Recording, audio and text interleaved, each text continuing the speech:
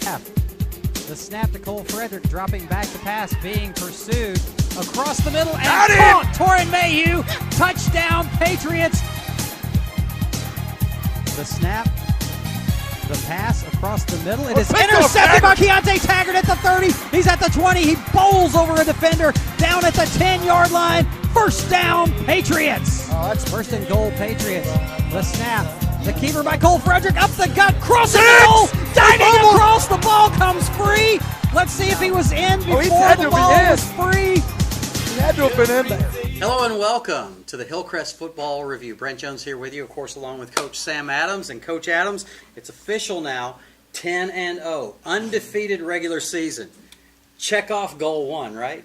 Yeah, that's a nice accomplishment for the team, the program, the community, everybody involved. But now we're on to bigger things. On to much bigger things. First playoff game this Friday night here at Roy Johnson Stadium. We'll be back to review the final regular season game and a little bit later on talk about the first playoff game coming up. Stick around. This is the Hillcrest Football Review. Here's Reynolds. Kicks the ball away. Number 32, Buda Baker, takes it on his 30. Watch this guy run in the open field, and nobody's going to catch him. Buda Baker, 70 yards to the house. Bellevue on top first.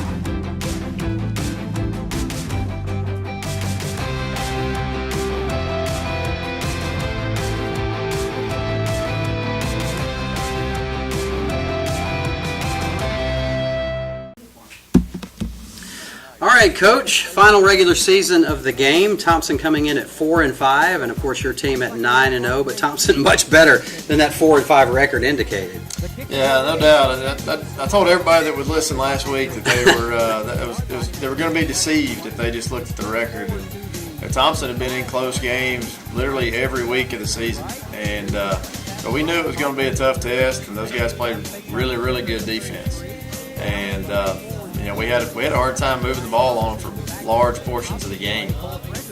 And there early on, Cole was pretty successful, pulling the ball on zone read a couple times. That one ends up on the ground, but he had some good run on the speed option before that. And here he pulls it down on a pass and was able to get the first down for us. I tell you, Cole was really impressive to me. He had his worst night probably statistically passing the ball. But he really showed a lot of good leadership skills and made the big plays when he had to. Yeah, he really did. We ended up, I think, 13-26 passing. Missed a few throws that he normally makes, and we had a handful of drops in there, and then we're playing against a good defense. So all those things combined can hurt your completion percentage. But I thought his value was not really easily seen just looking at those stats alone. Exactly, and most of the time when you choose a player of the game, it's because of the big numbers, but he was our player of the game because he really seemed to hold this team together and really show those great leadership skills that you need. Yeah, he really did. Even when things weren't going well, he stayed positive over on the sideline, and you got a guy like him pulling the trigger, you feel like you're always in the game. Right. This number 2, Burrows, man, he was a running back. He was impressive. Yeah, we struggled with some alignments early on in the game, including 2 of the first 3 or 4 plays that we've just seen here. So we put ourselves in bad situations, and he's a pretty good back. In addition to that, they had good size on their offensive line, and so that was part of the reason why they were able to sustain a couple drives on us. First 2 drives of the game here, your team moved the ball pretty well and then stalled, and then they came right back and moved the ball, and then they stalled. Mm-hmm. Yeah, I'd say it was a really great atmosphere last Thursday night. I mean, it felt like a playoff game. I know those guys were excited to take us on, and with being their senior night on top of that, they had a huge crowd over there. It was a lot of fun. And for your team, it seemed to be just what the doctor ordered. You needed a challenge heading into the playoffs. Yeah, we definitely got that. This was the first time all year that we had to play from behind, and had to do that on 2 occasions, really, the third and fourth quarters. There, Jay Bramlett, that's another nice punt. Jay had a really, really good night punting the football. We had one that got blocked that we'd like to have back. But I thought aside from that, he did a really nice job. Their defense is starting to settle in a little bit more against the run. And if you can force teams like this to have to throw the ball, then we felt like they were going to be playing right into our hands. We're really getting a lot of pressure on them, especially early on. Jacquez Jones had a big night too. He did. Jacquez played with high effort and made a lot of plays on that side of the ball. It's always exciting when Kagan has his hands on the ball in a return. Yeah, this was part of the reason why we were able to be successful in the game was field position several times. And here you're starting to drive on the 22-yard line there. That's most of the time you feel like you can score if you're starting from there. Right. But against guys like this, you never know.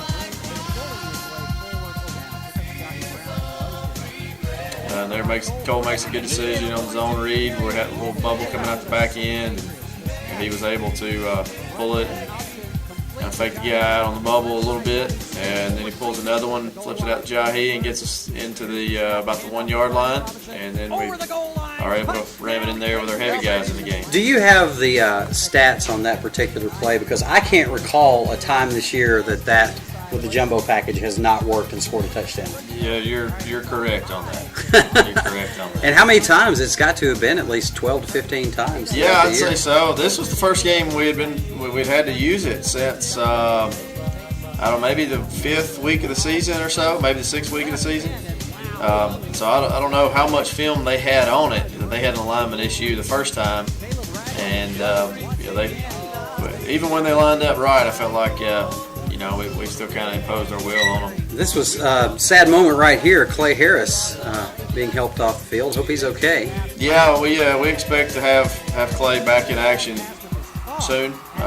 Maybe this week, maybe not. Oh, that's great news. If we're lucky enough to hang around past this week, we feel pretty confident he'll be back out there. That's great news. Great news. There we get a hands to the face, personal foul, hands to the face on our one of our defensive linemen that kind of extends the drive. And here was what's the nominee for the play of the week, maybe for the year. But was it a non-play? I mean, it ends up getting called back for a couple of reasons. We had a roughing the passer call, and so that was. So it was ruled an interception, then negated because of the roughing the passer. Is that correct? It would have actually not even been an interception if it wouldn't have had the roughing the passer, because he had a foot out of bounds when he jumped. It was going to be an incomplete pass. Right. But it's still a heck of a play. Yes, it was. Athletic play. I think right now our guys are playing with a lot of confidence. Kind of playing free, and that's what led to that play. And here he comes back and blocks the extra point, which is a big play in the game. Kagan really seems to come to play every week. Yeah, he's had a really solid year. Yeah, they try to squib kick it on us, and Trey Ross picks it up and again starts us in pretty good field position here. Try to start off with a little screen. Throw us on the low side. We had a hard time locking them up on the edges, especially early on. They were doing something a little different with their corners that gave us a rough time. Here's a third down conversion to Thad Beverly that was really nice. It felt like we were going to have some opportunities to throw the ball into the middle of the field, and we did that a few times here early. Now it showed a little kind of a different look. Had Brian on the jet sweep action, and they kind of blitzed right into the teeth of it, and we did a good job of pinning them down inside. Your penalty situation this week wasn't quite as bad as it has been in previous weeks. No, it was relatively clean as far as that kind of stuff goes. This punt was a kind of self-inflicted thing. I think they had not been rushing it very hard up until that one. I think our shield guys kind of got a little bit lax, and our punter probably held on the ball a little bit too long. And to give up a punt block with only maybe a 3-man, 4-man rush was not what we're looking for. That's the first one this season, right? It is, yeah. They get a good completion to to get him out of the hole. The receiver made a good play. If Kagan stays on top of it, it can help us out a little bit more. He tried to undercut it a little bit at the end and kind of got him in trouble. Our defense is really doing a good job of answering after that good completion, though. But it did allow them to flip the field position back on us just a little bit. Right. Kagan's doing a good job of getting positive yardage on the punt returns. Really, if you can get 10 yards on that, that's really kind of your goal that you're looking for. Now we come back to the same screen that was a little bit low earlier, and one of our linemen couldn't actually get out on it, but Tab did a good job with the ball in his hand of just finding a crease to get vertical in. I like the way Tab catches the ball and gets it going north and south. Yeah, he does a really nice job of that. And this was first interception of the season. That's amazing. Kind of a tough luck deal. He rushed the throw a little bit, and the receiver was not exactly on the landmark that he's supposed to be on. And, we feel like that was one that should have been a touchdown for us if we do everything the way that we have previously in the season. Right, and almost a safety there by Chris Finch. Yeah, we actually missed a tackle and a half in the end zone. That was some 3 points we gave away to them there as well. Now we come with a little play action. It was a semi-busted route. We had a little bit of miscommunication on the outside. This was a really, really nice play by Cole and Torrin there. Had a tough time in protection. Cole was able to move around in the pocket and step up and throw a good ball in there to Torrin to give us a full touchdown lead. And it looked like you might be done with the half with them getting the ball here with very little time left, but they moved it along pretty nicely here. They really did. They did a nice job in their 2-minute kind of scenario, and we're able to get down there in field goal range at the end of the half. This was really good execution by them on a lot of these. That one was a misfit by our defense. We left the B gap open, and they happened to be headed right into it. So we hurt ourselves in a lot of these cases. Mm-hmm. And this was a really nice screen they had set up well. I thought that this was going to go score for sure, and then we're able to break over there and get him short of the goal line. So that was big to hold them to a field goal here after giving them several shots at the end zone. So they were able to hold them to a field goal, and boy, I'm glad that this game didn't come down to a field goal because that kicker had a lot of leg. He did. He was very talented. So there you are, 14-9 at the half, receiving the challenge that you wanted. And here we go with the second half to see how you're going to be able to respond to that challenge. Joseph Gannon really had a nice night on kickoffs, locating the ball where it was supposed to be, and our coverage team got them on, or inside or on or around the 20-yard line repeatedly. That was a play that we felt like we were in pretty good shape on that pass play, and then we just don't make the play on the ball that we ought to make, and then we kind of fall back into the trap of being misaligned on defense for several snaps in a row here, and they fully exploit that. So that's something we definitely got to clean up moving forward. I'll tell you, that kid, if you give him an opening, he's going to take it.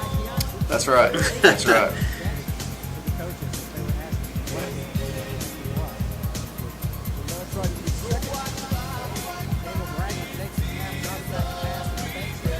I think one of the things that helped us out a lot was, the quarterback was constantly having to move. Right. A lot of times they were sprinting him out on purpose. When they tried to just leave him back there in the pocket, we very rarely just let him stand back there and throw. So with this drive to start out the third quarter, they take the lead. And correct me if I'm wrong, this is the first time your team has been behind this entire season. Is that right? Yes, that is correct. That's correct. Soon to be followed up by the second time that we were behind. Exactly. Yeah. I believe that was Brandon Bishop breaking up the 2-point play there. So he was forced into action and responded really well. So I was proud of Brandon the other night. Andre G returning the kick here. He's been getting some action back there at a kick returner spot for the last few weeks, and has done a really good job. The thing that we've got to really clean up the most is just some of these unforced errors. With some of the drops on offense and the misalignments and missed tackles on defense. Those are the things that if we're going to make a run at this thing in the next 5 weeks, that we can't allow to happen. Yeah, no room for error when you're playing against outstanding teams. That is correct.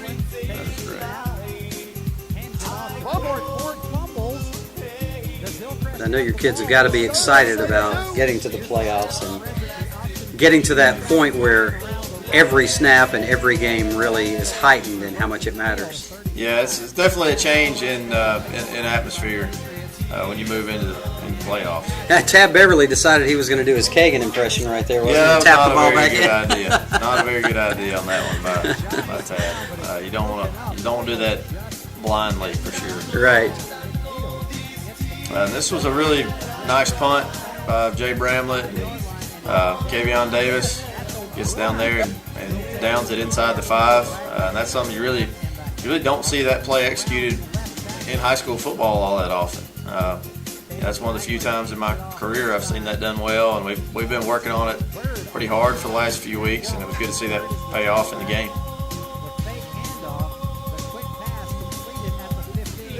Whenever you force a team to start back inside their own 5, it makes it very, very difficult on them. Right. I feel like now our defense has started to get a little more settled in alignment-wise, and then Keontae Taggart makes a good play. Well, he's been a great center fielder all year, hasn't he? Yeah, he did a really, really good job on that. And we go back to a little option sort of wrinkle that we started working on last week. Cole gets the ball down inside the 5, and then we come back with our big set again, knock it in to retake the lead.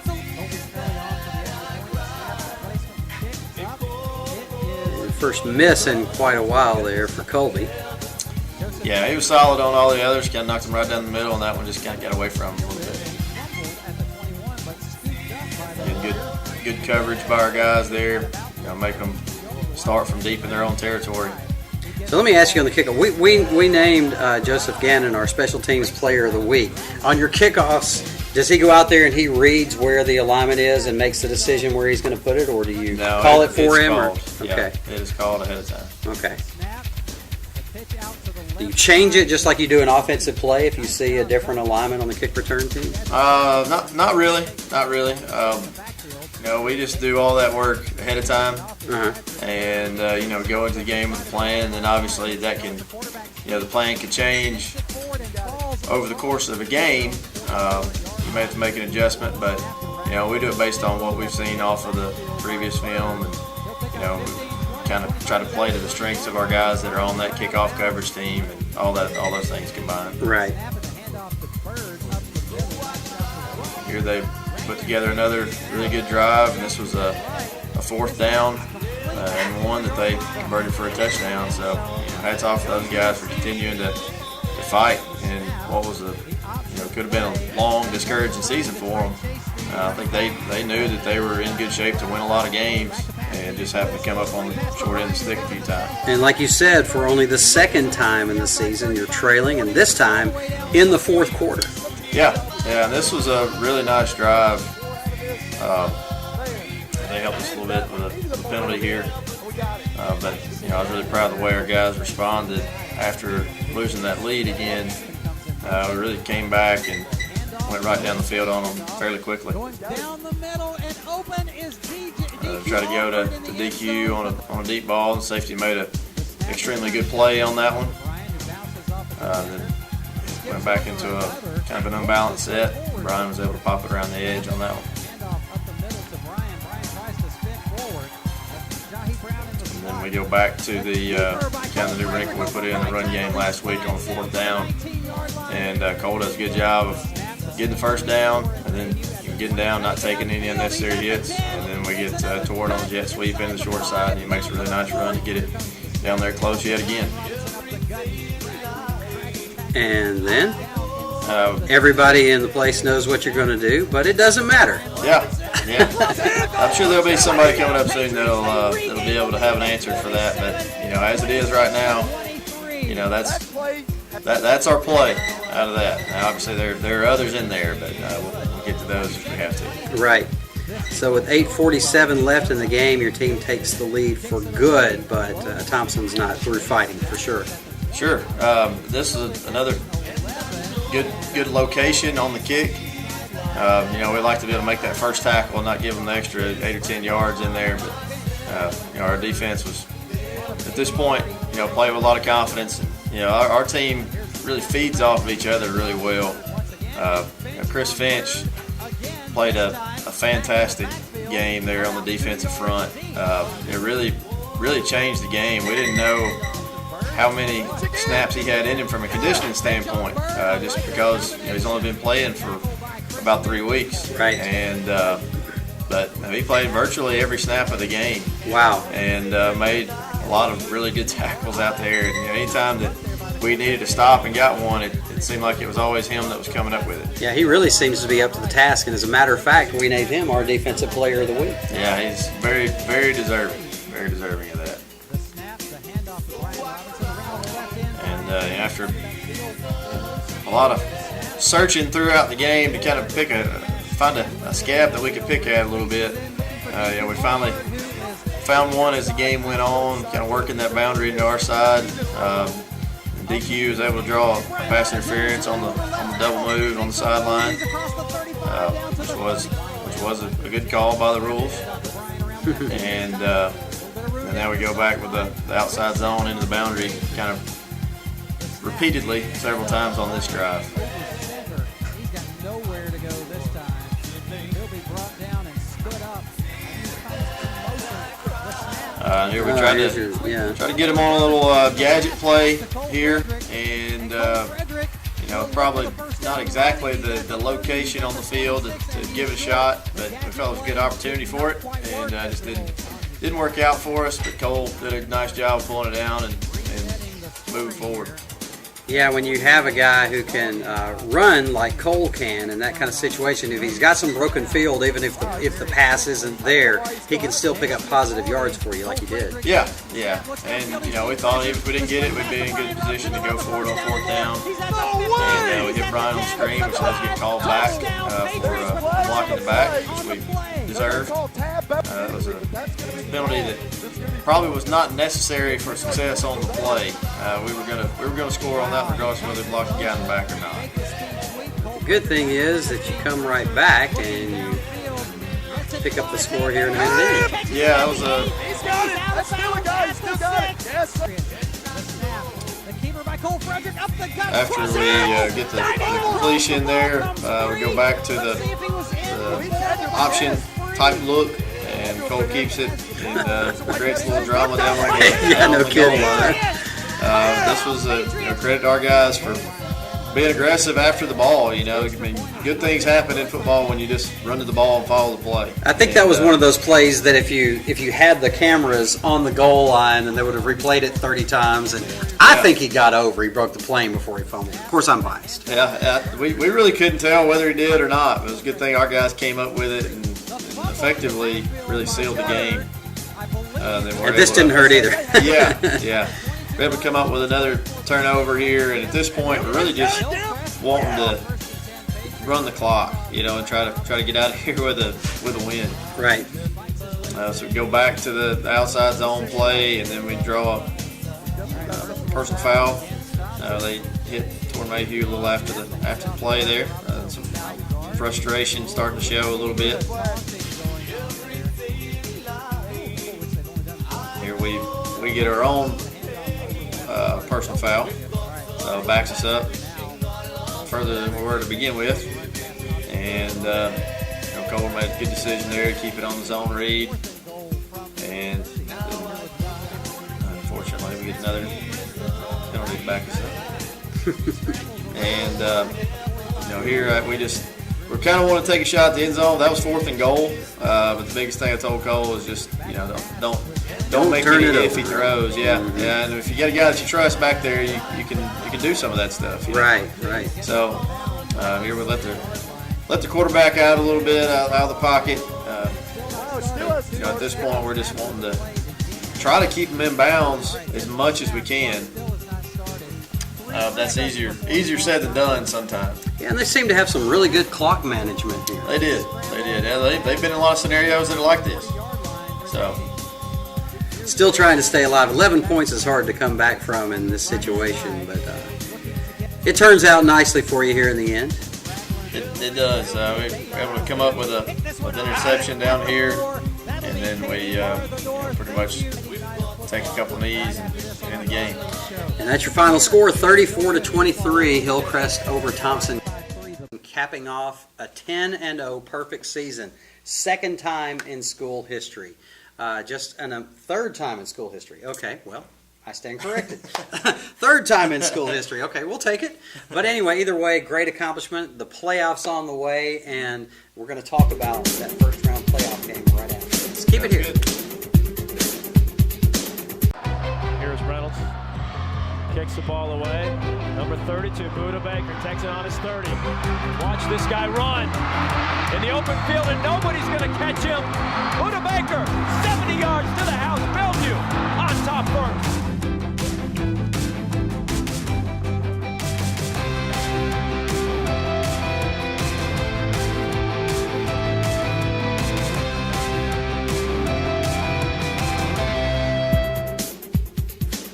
Welcome back, and Coach Adams, the perfect season is completed now. Nice accomplishment, but I know that's not enough.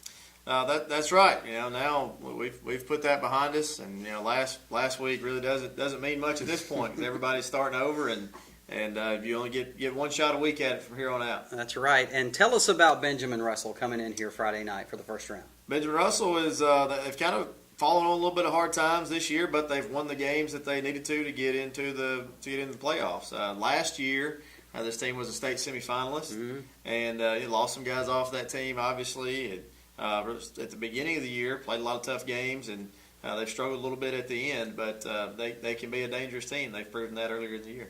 It's going to be a lot of fun. Hopefully, we'll have a good crowd here Friday night for first round of the playoffs. You come join us. Thanks for joining us. That's it for the Hillcrest Football Review.